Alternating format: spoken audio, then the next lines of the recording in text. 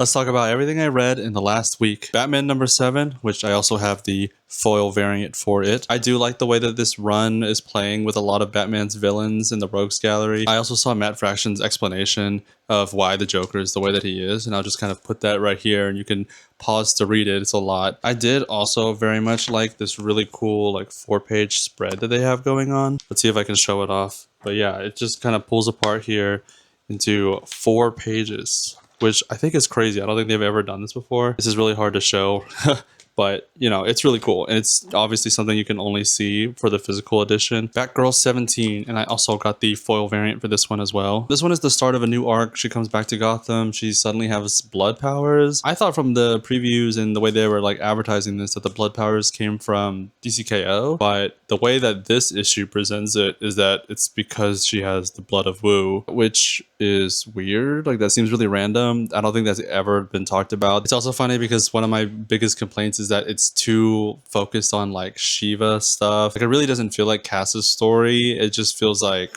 Shiva's story that she's just kind of living through. DCKO number 5. There's a lot in here that is going on. This event has been just like crazy thing after another, for better or for worse. This event was just kind of okay, just doing a lot of crazy random stuff. Bloodland number 1. This one actually came out in, I believe, January, but I saw issue 2 had come out last week, and I was like, maybe I should read issue 1 first, and if I like it, I'll get the trade. This issue 1 isn't like a good, like, oh, here's everything that's going on. It's more of kind of like throwing you into the middle of the mess and showing you all these different points of view from different groups and different people and being like, this is the mess that we're in right now. We'll explain it later. Let's go. Which could be a lot of fun. I will probably wait for the trade still, though. I think it might need to be careful into just going into just shock value kind of vampires instead of making them more dynamic and interesting. Finally, I have Absolute Superman Volume 2. I unfortunately did not like this. I'm in the boat of this should be Vandal Savage instead of Ra's al Ghul. I think a lot of this run and this series just in general could lean more into the Superman mythos, but it's really leaning more into just